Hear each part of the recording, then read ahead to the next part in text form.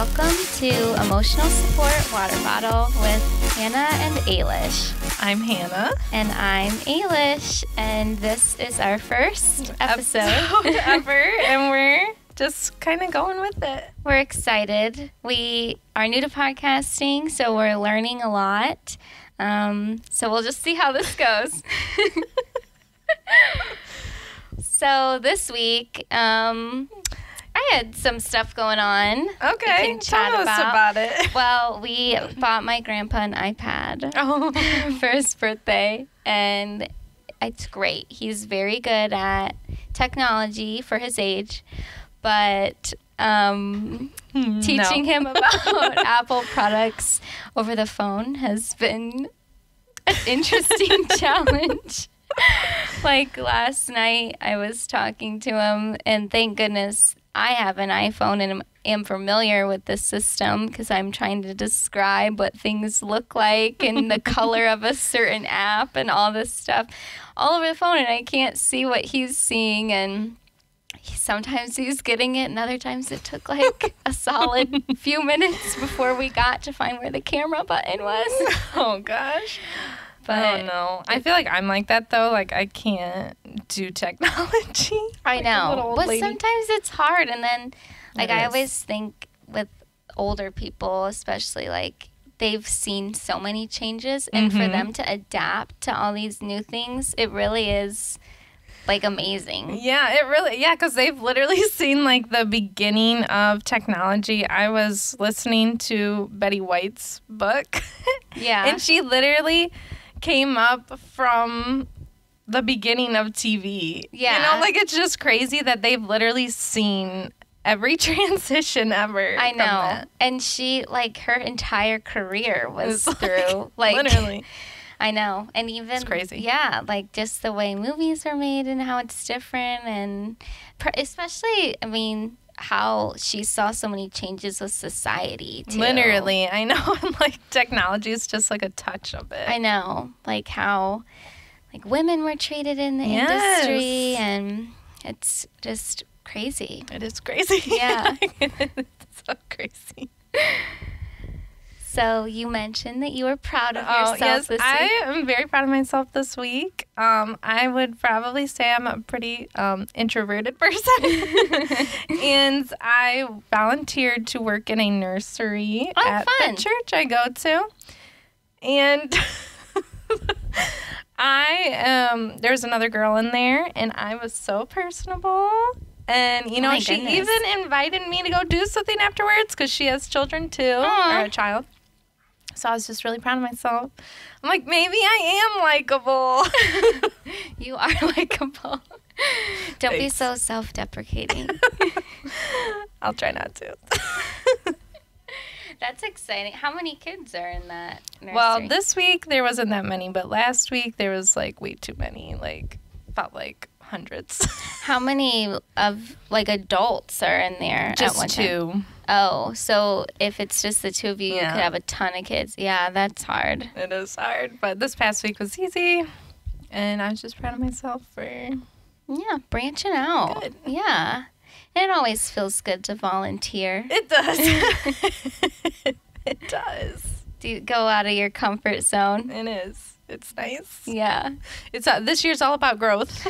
Oh my gosh. I know. How many times have we said I know, that? but this is for real. I know. Look at us. We're already making a podcast. I know. We never thought this. We've talked about it for forever, and now we're finally doing it. We're literally doing it.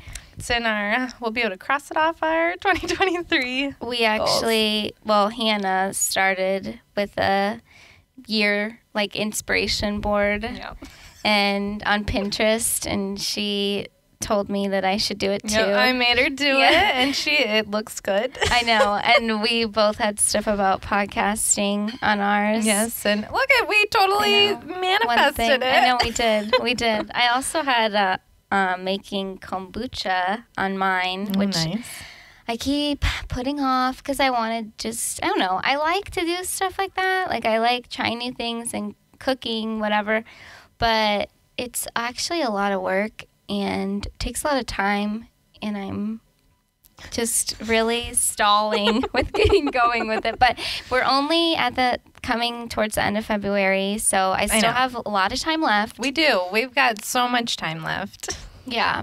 We also both had a lot of like inspo pics. We did. Some of them I think are unrealistic for our lifestyles. But it's just good to visualize. Yeah, it is. It is. We have to have some type of vision, of our fake lives. Yes. So, also, something I was listening to this week was Rachel Bilson's podcast. Have you ever listened to them? No, I didn't even know she had a podcast. I don't know how I saw it, but I actually enjoy it. She has some pretty good guests. Yeah. And it's like her and her friend. And sometimes the chemistry can be off just a touch. But she had Heidi Pratt. Trigger warning. We like Heidi and Spencer. We like Spencer and Heidi. But she was talking about, like her friendship with Lauren, and it could just kind of seem like they both had two different expectations from the friendship. And I think that's really where it went wrong, sort of. And, like, I like Lauren, too. But, I mean, I think even definitely back then I was like, why is she being so hard on Heidi just over a boyfriend? Yeah. And obviously we know, like, the Hills wasn't real, allegedly. We still We're in think denial. some things. Yeah, some things were definitely still true in a way. But I just thought that was really interesting. And then at the end, Rachel was like, I just want to say that I know Lauren and I really like Lauren, and I like immediately got like mad, and then I was like, why am I mad? I think it's just because I didn't like the way she said that, but I'm like, no, that is a good point. It's like, just because Heidi had a bad experience with Lauren doesn't mean she's a bad person. Yeah. And some, like, I think that was a really interesting time in their lives, too. And, like, having friends in your younger 20s. Yeah. I mean, because she was like, we were, like, 18 when all this was happening in the beginning and everything. So, yeah. I do feel like your expectations and friendships change as you get older, too. Yeah.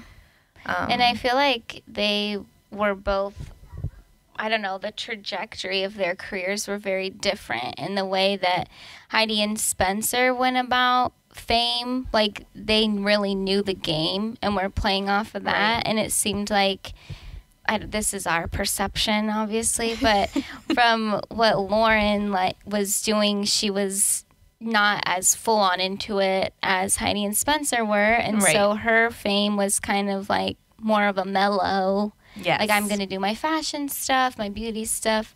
And they were, like, staging paparazzi. Right. Not to say maybe Lauren did that, too, but it was in more of, like, an understated way. Right. And I feel like she was using this as, like, a stepping stone. Right. Versus But I think they just, the two of them couldn't understand where the other person was coming from. And like you said, the expectations were just different. Yeah. Like, it seemed like Heidi wanted to have fun.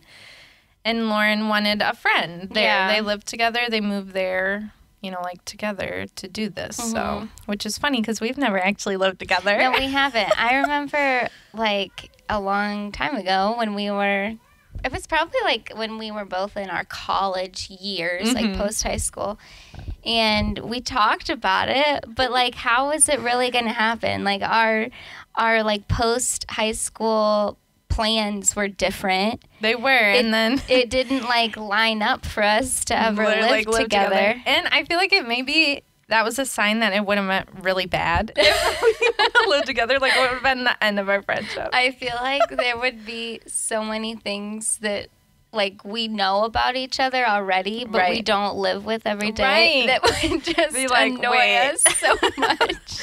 Like, why are you doing that? I know. So I feel like it was probably I'm just going to leave it at that. It's like we're not, obviously if something happened, we would move in with each other. But I don't feel like we missed out. No, I don't think either. Because I feel like it could have broke us. God. I hope not. Do you have no faith? It's just like, I just feel like, the truth comes out. Hannah does not have faith in her friendship. One little thing will set it, just gone. It'll spiral. But I think it would have changed the dynamic of our friendship. And like things I don't know, it could have been different, like with relationships that you've had too. Right. Like, what if you were in a serious relationship and then you didn't want to live with me anymore? Like, Right. would that have caused something? An issue? Would it have been Lauren and Heidi? Yeah, like literally, it might have been. And where would we have even lived? I know. You know, that would have been a question too. I know.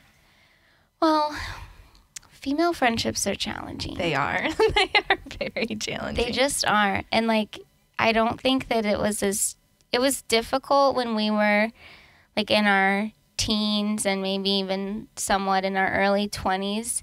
But then once you really get to adulthood, it's so hard, I think. It is, because when you're in school, college or high school, it's like you see these people every day. Mm-hmm. It's really like, it takes a lot of effort to be friends with somebody when you're an adult. I know. And in high school, it's like you guys are all living the same life, really. Like the experiences are all very similar on the surface. Right. You know, everybody's home life is different, but you're all going to the same school. You share classes and teachers. You play on the same sports teams. You're involved in the same clubs.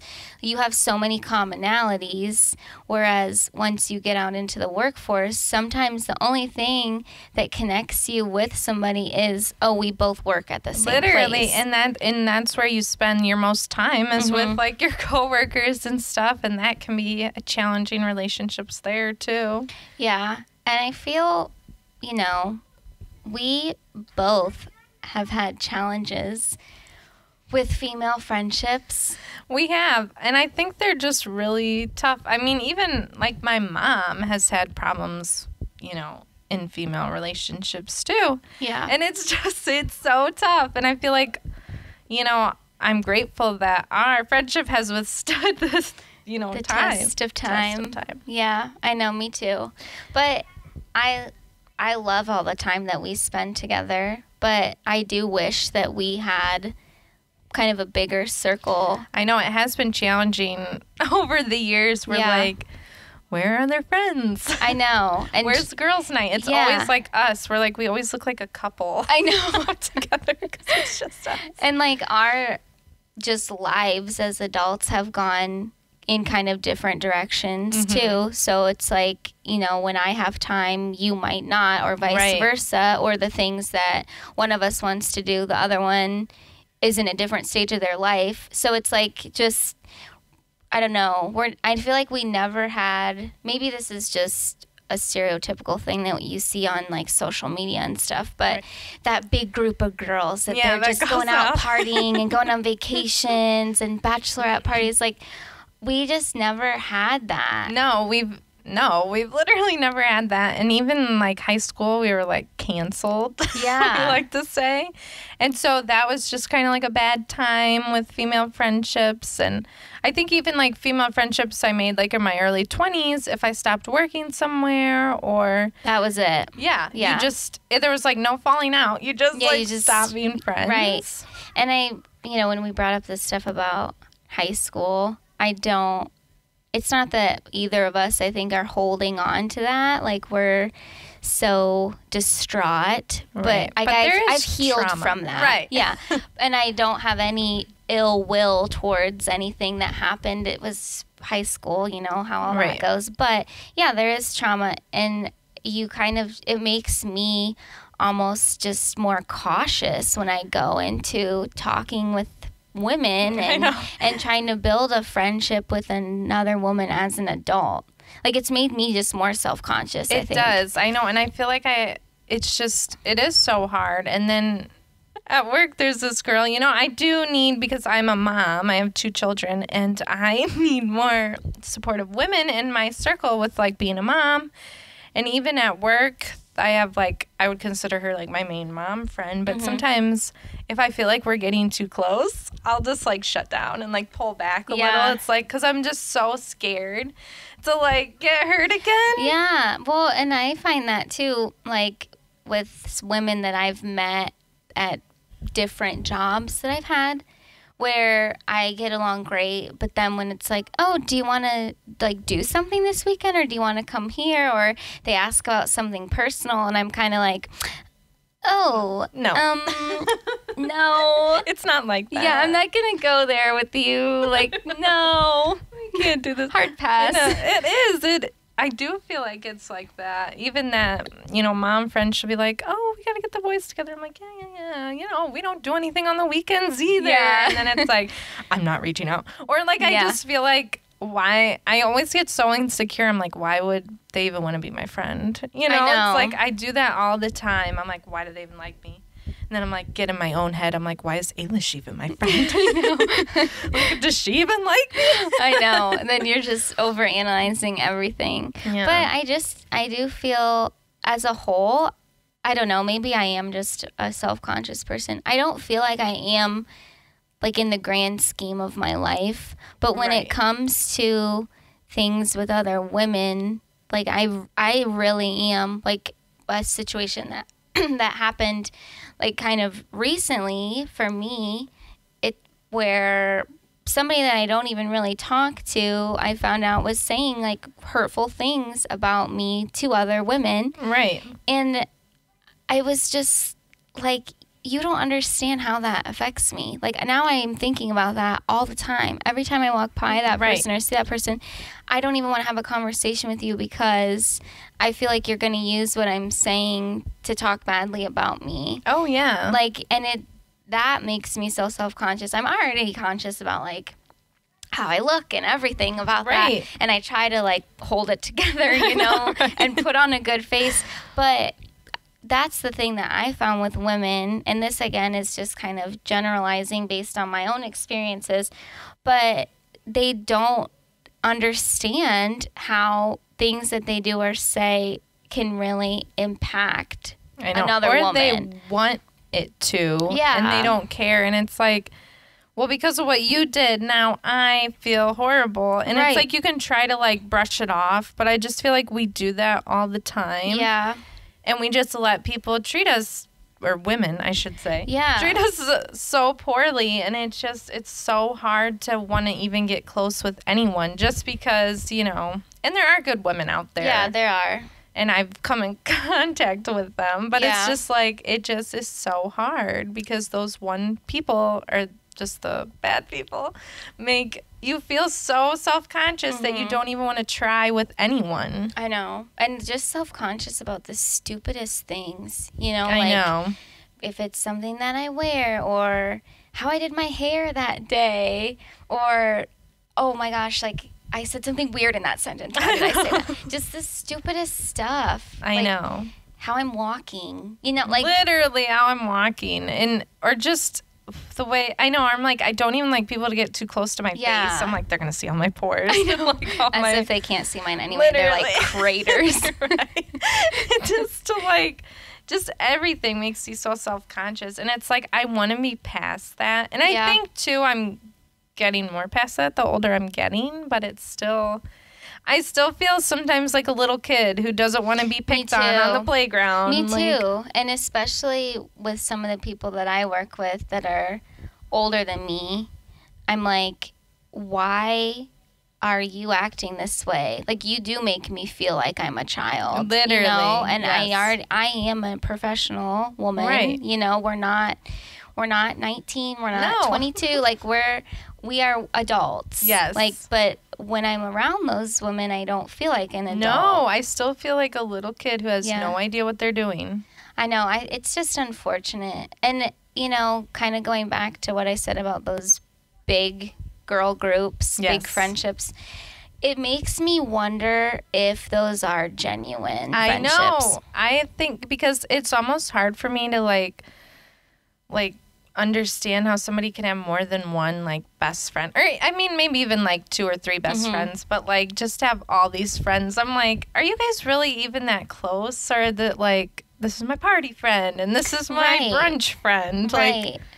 Like, and I don't think there's anything wrong with having those types of friends either. But it just, the thing, I just saw pictures of Simone Biles' bachelorette party. Right. And it was a huge group. I mean, there had to have been at least like 10 girls. Yeah. And I'm just sitting there like, are you guys all like, you all interact with each other. Like, you liked these girls enough to bring them on your bachelorette party. And are they all in your bridal party? I mean, I have no idea. But it just makes me wonder. And I guess it's just because my experience is different, or I don't have that it makes me skeptical. But I don't even know if I would want that. Like, it would almost be a lot of work. I know. Like, how do you maintain a friendship with 15 women? Well, and that's another good point, because I think maintaining friendships, it takes a lot of work. I know. Even us, I feel like where our friendship has lasted long enough that we're good at maintaining it. But even then, it's like, oh, I didn't see Ailish this month. I know. Like, why? I know, and we still communicate with each other, at, like, every day, but it's just to spend quality time and to actually do things. It's tough. I mean, it's hard with, like, schedules and everything, but sometimes that can go on the back burner, and I don't know how I would be able to manage a bunch of friendship if I had, like, even 5 close girlfriends. Right. And especially if they were all kind of segmented, where it's like, well, I know Hannah because I've known her my whole life, and I know this friend because I met her in college, and I know this one because she's at work, and none of my friends have any connection to each other, so but it's not like you can do big group things, or people don't live in the same areas. Like, it's a full-time job keeping up with these friendships. Maybe that's why I don't have any. I know. Well, my one friend from college, she lives, I don't know, probably an hour and a half away from me. And there will be just months that'll go by, and I'm like, oh my gosh, I miss her. We need to hang out. Like, we haven't in a while. And then she'll be like, oh, I was gonna say too. But it's just, and when we see each other, it's fine, you know, we can talk about stuff. But it's just like, why did I wait so long? I know. I feel like it's just like prioritizing things in your life. And then it's like, you want me time. But I feel like we really, as women, need to get together and support each other and, like, prioritize each other. And that's one of the reasons we're doing this podcast. I know it is, because us taking the time to make these podcasts and release them each week gives us time to actually talk with each other and connect more and have quality time, and I'm excited about that. Me too. Yeah. But yeah, friendships are just, they're complicated. And then you have the friendships where you've been friends through so many stages of your life, or you were friends at a certain stage of your life, but you've evolved and changed, and then do you just continue to be friends? Like, you're kind of almost stuck in a friendship. Right, where it's like, we don't really have anything in common anymore, and it's just weird to still try to, like, maintain this relationship. And it's like, there's nothing wrong. No. You just grow out of it. Yeah, I feel, but you know what? I think that's the way sometimes things are in, like, romantic relationships too, where people just kind of get stuck, where they say, well, I've put in 5 years, might as well just stay finish her out. Yeah, but we don't ever really think about that with friendships, I feel. Like, the same thing can happen where you just lose touch or you grow apart, and there isn't really anything wrong with that. But like, do you just kind of ghost the person? Right. Do you just... How do you end the friendship? Yeah. I know, it is weird. Or, like, I feel like I've had friendships over the years, and then once you're done with, like, that portion of your life, you just never talk to that person again, even though it's like, even some of those people, I think about them and I miss them, and I'm like, man, I really wish I would have made more of an effort to see them. Yeah. Or I had something happen recently where I don't even know what sparked a text from this woman I used to work with, but she saw something and it made her think of me, and she texted me about it, which was nice, right? Like, but then she said, oh my gosh, the next time we have like a staff outing, I'm going to invite you. And I said that would be great, you know, but kind of both of us probably knowing that that's not going to happen. But it's a good it's idea. just, and like I loved all those other women that I worked with too. Right. And it was fun when we did things together before, but that was exactly what you just said. It was a portion of my life that I spent working at this place, and I connected with these women because I worked with them a lot, and then when I stopped working there, that was kind of it. Yeah. Yeah, it is. It's crazy. Like, but it was nice that It was nice. She thought of, like, that's what I think, I don't know, it's just kind of funny. Like, she thought of me. She specifically saw something that made her think of me. Like, oh, that made me think of Ailish. Yeah, and then she texts me, but then that's as far as it's going to go.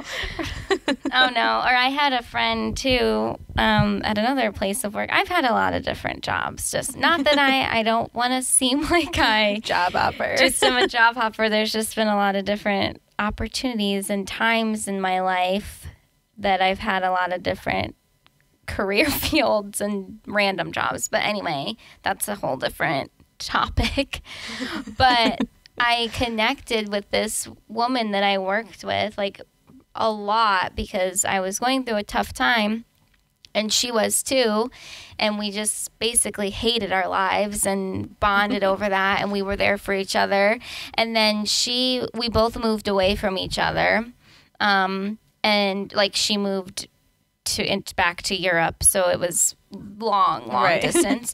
And for a while, we connected still and kept talking to each other and stuff. But then now that we didn't have that main connection, which was where we worked and our hatred for our lives at that moment, it was like the things that we could talk about became more like minimal.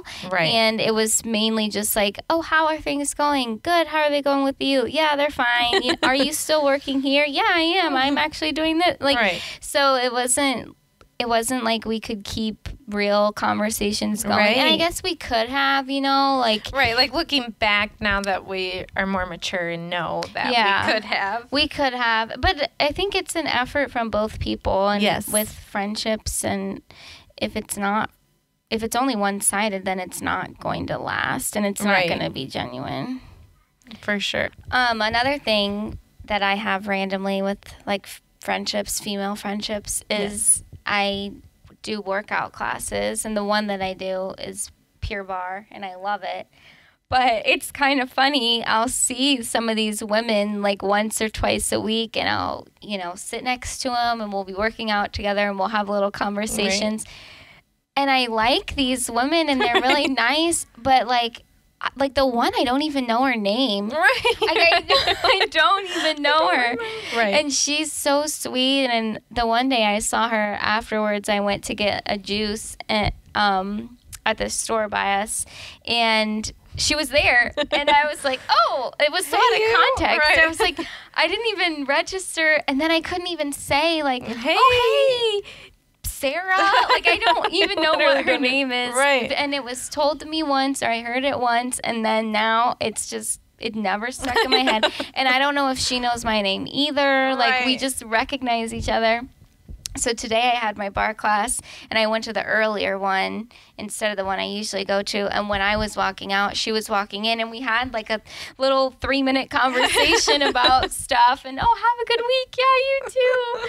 And she seems so nice, but like, what is that? Nothing. I know. It's like, is that a friendship? Or is that just like an acquaintance or at my workout class? Yeah. Like, but that's just a strange dynamic. It is. I know. It's like, I'm friendly with you, but I don't know your name. Yeah. Or like I do like spin too. I sit next to the same person on Wednesdays because our bikes are next to each other. And we'll, you know, laugh about the same thing or say something to each other. But that's it. But like, for every class, I am by this woman, and we never even... But it's hard because where I do my workout classes, I don't live either. So maybe if I live there, you know, like, it could be... let's get breakfast or something and one morning. It could spark more of a friendship. And I don't know. It's me, too, because I don't always try. I know. I will, or I'll purposely not try. Like I'm just like, nah, I don't want to go down that road. Right. Yeah, I just avoid it. That's, another thing we can talk about is self-sabotage because that's part of it. Like I know. The two of us are the queens of self-sabotage. No, always. And this week I've been my favorite way to self-sabotage is to not drink water. So it's funny that like our podcast is called Emotional Support Water Bottle because I literally do have my water bottle with me all the time. And then you purposely deprive yourself of water so you don't. Yeah. And then I think it was, I don't know, 2-3 days ago. And I knew it in my head. I'm like, you're not drinking water, Elish. Like, what are you doing? You're not drinking water. And then I don't deserve water. The next day, I'm feeling pretty crappy, like so thirsty, and just my skin is dry. And I'm still just like, no, you can't drink. Don't fill it up. Carry that bottle around all day, but don't fill it up one time. And then finally yesterday, I broke down, and when I got home from work with my empty water bottle, I filled it up because this was like day 3 of no hydration, and I just chugged a bunch of water, and I sent a picture to Hannah too because I was like, I've been depriving myself. This is the first sip of water I've had all day. Like, why do we do that? Literally, it's like we're like, I am not going to reward you today. Yeah. I'm going to set you up for a bad day. I know. Or just mindsets. Like, I self-sabotage myself with my mindset, which I'm trying to get better at, honestly. No, me too. I've been trying to, like, redirect, like, if I'm like, I'm the fattest person that ever walked the planet. No, I'm skinny. Or I'll be like, I will be skinny. I know. Yeah, I try to just think about that, too. Like, what is the truth? Like, what is the fact in this? Like, thoughts are not facts. Right. So, exactly. Like, that's so important. But when I'm getting in one of my self-sabotage moods, it gets pushed right to the wayside. I know. I have this, well, one time, that reminds me of a story. My husband, like, did something with our kid, and I kind of, like, snipped at him, but I thought I was very justified. Mm-hmm. And I, like, happened to look up, and some of the females that were around, like, gave each other a look. And then I immediately was like, oh, so they just talk about me all the time, don't they? They just feel so comfortable making a face at me. And I'm like, was it like that? Or did I get a little too snippy with my husband in front of them, even though I felt justified? And it was like, I was like, oh, so they hate me, so I'm never going to talk to them again. Yeah. And, like, I literally don't have, like, a great relationship with them. Yeah. But it's like you're almost like projecting your own feeling onto them too. Like maybe, deep down in your mind, I was a little too snippy in that moment. Right.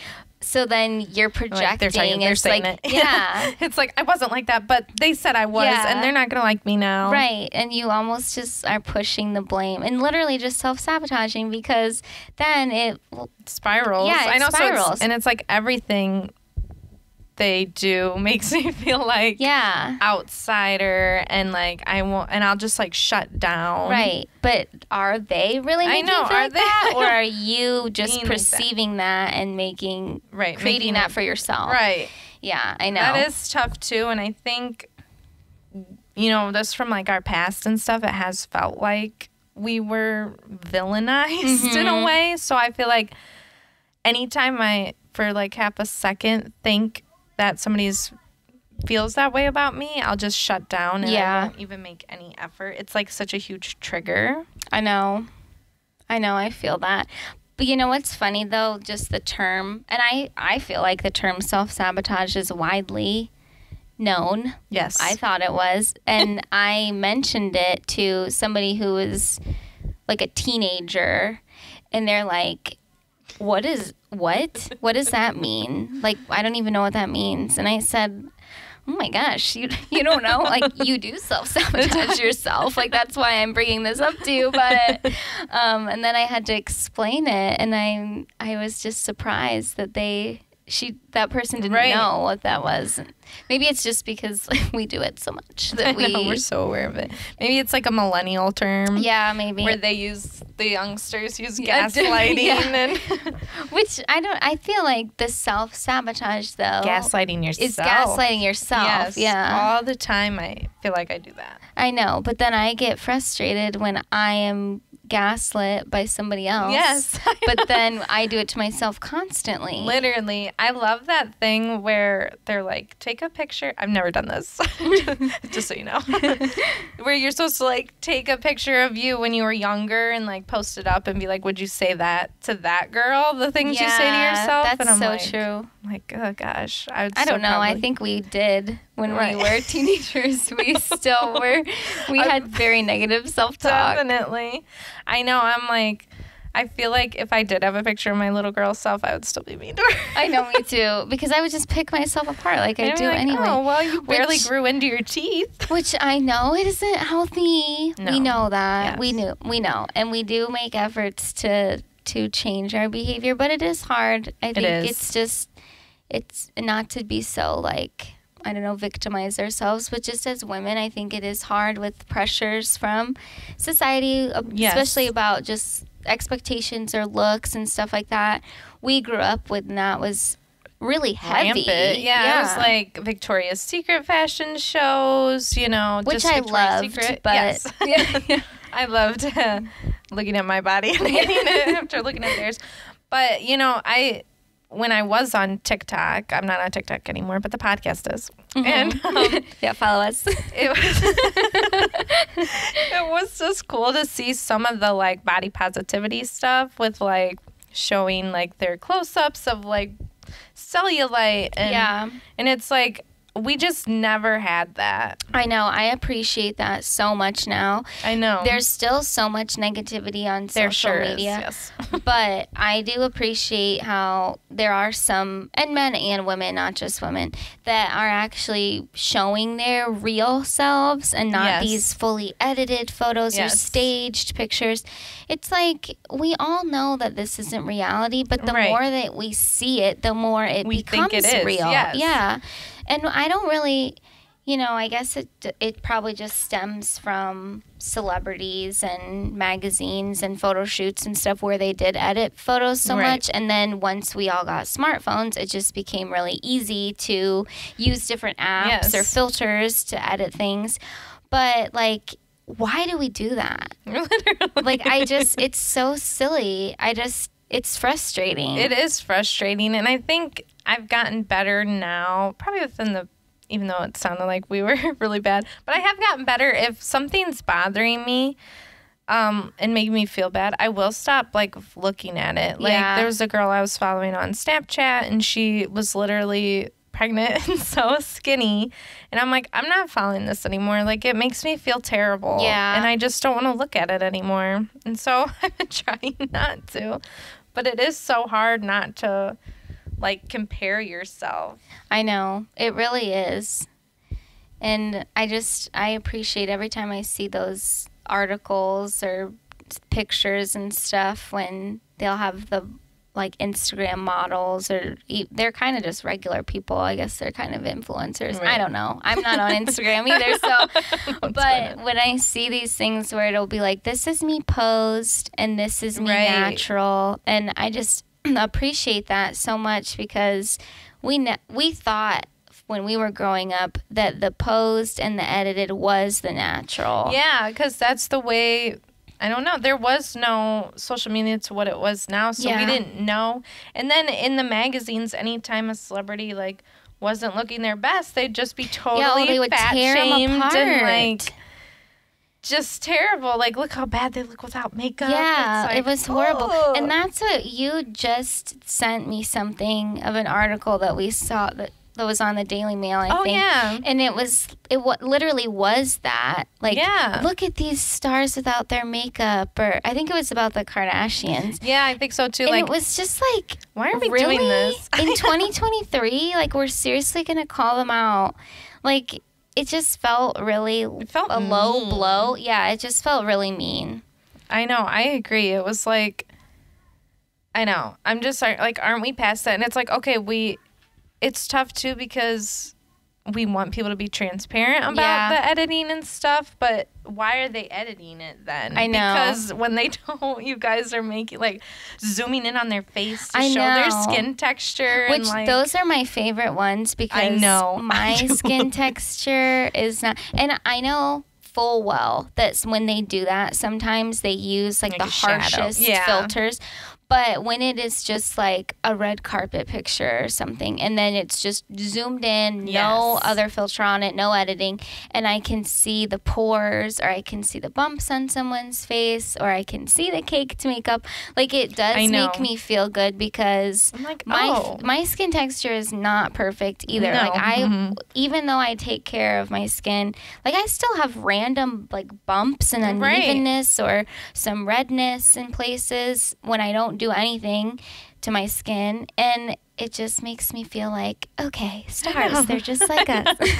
Kylie has texture, so it's okay that I do. It's like, and it really does make you feel better. I know, and it's not that, like, I'm thinking, oh, they're ugly. Right. Like, that makes me feel better about myself. It's literally, oh, she has, like, texture on her skin too. Like, her forehead is a little bumpy. I know. I'm like, oh, it's like everybody has that then. You know, it's like, it does make you feel a lot better. Or just random things, you know, like with your body, or you see all the, like, bikini pictures.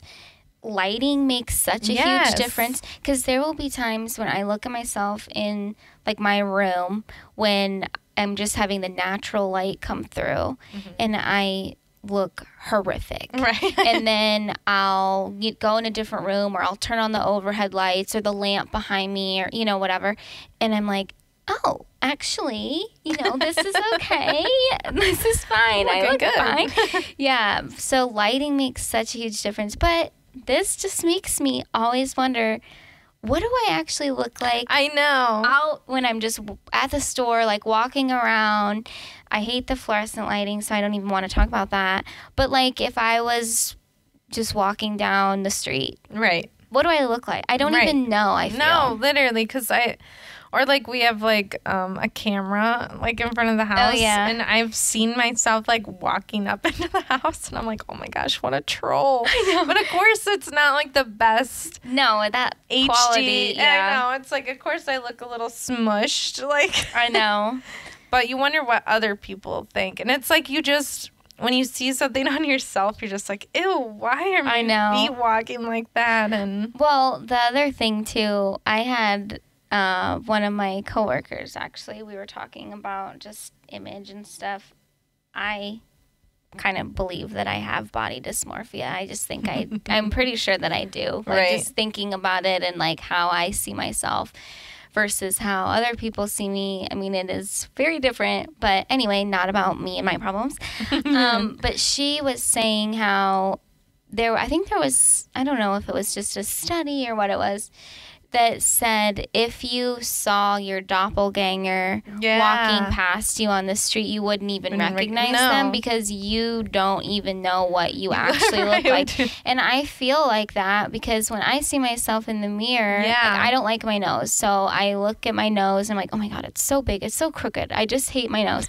Or I look at my pores and I'm like, oh, they're so enlarged. Right. That's all people can see. Or especially if we have a pimple or something. Right. It's like, that's all I focus on. So what do I actually look like? I literally don't know. No, literally no. Or like what I see myself in a picture versus what I see in the mirror. I'm like, those don't even look like the same person. I know. Sometimes I'll see a photo of myself and I don't recognize me. No, I'm like, that's me. Or even like if there's a video of me, I'm like, that's what I can't even, I'm like, that doesn't look like me. Like I feel like if I was an actor or something and I saw myself, I'm like, I just wouldn't feel like that was me. That is so weird, like, that you just brought that up. I never even thought about that before. Yeah. Like, I wonder, I think there's multiple reasons why some actors and actresses don't watch their own stuff. But that must be such a weird I know, experience. Right, because not everybody, I mean, everybody's a little self-conscious, but I just feel like you're not, like, registering that it's you because you don't really register, like, what you look like. I know. Yeah, and then as a actor to just see yourself on film for an hour and a half, 2 hours, whatever, like, that must be so weird. Literally. Or like to hear your own voice. Yeah. Oh my gosh. Well, us making this podcast is traumatizing because I don't like the sound of my own voice. I'm hoping we'll just get, like, numb to it. I know. I'm hoping that too. And I'm sure that people have things to say.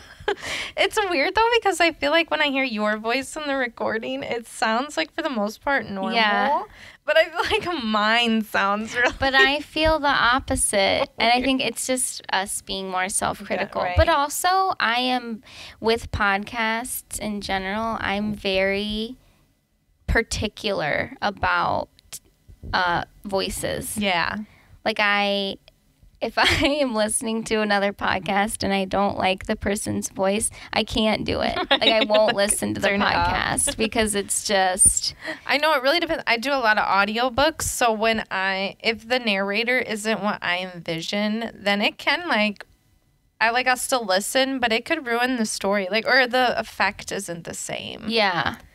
All based on someone's voice. I know. I don't know. And it's not even that I think they have a bad voice if I was talking to them, but when I'm listening to some sort of dialogue or story, it has to be really particular for me. Yes. And it can't be I don't know. I don't even know how to describe it, really. So I'm sure maybe I'm just overcritical about voices. So that's why I'm more critical about mine. But I'm sure other people are like that too. I read comments of podcasts and they'll say, they're annoying. Yeah, I couldn't like stand this it. Voice. It's like, I don't know. You can't change your voice. I know. Although Austin Butler did. Yes, he did. I feel like it's kind of going back to normal. But you know what? I tried to look up, like, audio of his quote-unquote old voice. But a lot of the things were from when he was just younger. Yeah, so it's like you're going to have a young, kiddish voice. And I don't know. I mean, for sure he was stuck in the Elvis thing. But I know. I think if I was in that situation and I was trying to do a certain person's voice or accent and all that voice coaching that you do and you're filming for so long and the prep, like, it would happen. Oh, yeah. I totally agree. I feel like people were just, like, a little bit too mean. They were harsh on him for no reason. You dedicate, months of your life prepping for this, and then it's like... Yeah, it's not just going to go away. Like, you've had to change so much about the way you talk. Yeah. Like, have you ever seen, just speaking about the way people talk, I can't remember what YouTube it was, but they would have a voice coach on, and he would show how to do different accents. Oh, I've seen, like, different types of videos like that. I think, oh my gosh, it almost came to me what the like channel was. I can't remember. It doesn't matter. I'm sure that someone knows this if people listen. And he would talk about tongue placement. Yeah. And just how you say letters, and like if it comes from, the back of your throat, or you hold your tongue at the roof of your mouth, or when you say this vowel sound. Like, that was so interesting to me. And I'm not good at accents like that. No, I can't even. But when this guy was explaining it, it was so fascinating, and it was just, I could see, like, I know why he's a voice coach, because he clearly can do this well. But then I would try some of this stuff, and I'm like, oh my gosh, that does sound, yeah. Like, maybe I could if I had a voice coach. I know. It's just kind of cool. I just find that really interesting. This is random, but just speaking of, like, random things I find interesting and that's unique to each person is handwriting. Yes. I love looking at people's handwriting. Like, it's so personal. I know. And, like, my handwriting's not very good. But I'm just always like, but I also feel like certain age groups have similar handwritings and stuff, like younger people, and then like it's just sloppy when you're young. Yeah. But it's interesting, I think, because it is just so individualized, and how I write is not the same as how anyone else writes. Right. And I had a thing at work recently where a bunch of the staff wrote things, and then we had it all up on the wall on sticky notes. And I wasn't even really reading what they wrote. Right. I was just looking at everybody's handwriting and how, some people write like small and crumped together, and some people are writing in cursive, and other people are like, it's like chicken scratch, and others are very clear and rushed or really slow and like just meaningful writing. But I just love handwriting. I know, it is interesting. I know, I love, like, even when I like read my husband's handwriting, like, I'm just like, oh, that's you. It's crazy that it's somebody's job to like decode like I was just thinking that too. I know, that's awesome that it's just so cool. But it is a job. It can be, because that is something that's so individual to each person, and to study that and to be able to match up how people like make certain letters and like solve crimes. Yeah, like that. I know. It is interesting. I think about that with mine sometimes too, because in my job, I don't know. I don't sign things a lot, but like there are some slips that I sometimes have to sign, and my signature is just really quick. It's like an A and then a scribble, because it's just, but that has evolved. Like, it hasn't always looked like that. Right. So I'm just like, has my handwriting, it has evolved from a child, obviously. But if my signature's changed, has my style of writing changed? And I don't know. It's just interesting. It is interesting. And like, if I'm trying to write nicely, my handwriting looks so much different than when I'm writing rushed. My natural way. Yeah. Or if I'm more purposeful with what I'm saying, or if I'm like, someone needs to read this. Yes. Someone, not just me. Someone needs to know, because we were part of the age group that still learned cursive and practiced it all through school.